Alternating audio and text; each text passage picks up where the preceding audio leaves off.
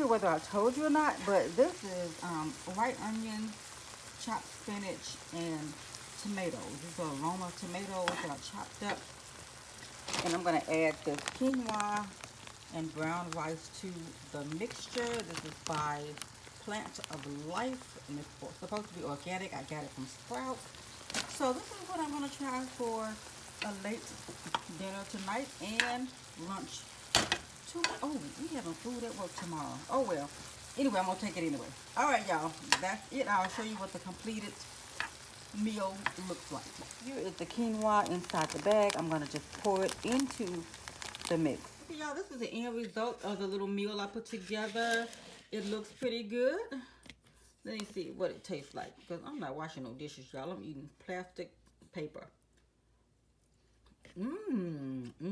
Good. No meat is in here, but it's very tasty because I like to season my food really well. So it's savory, hot, and delicious. So, okay, another vegan meal.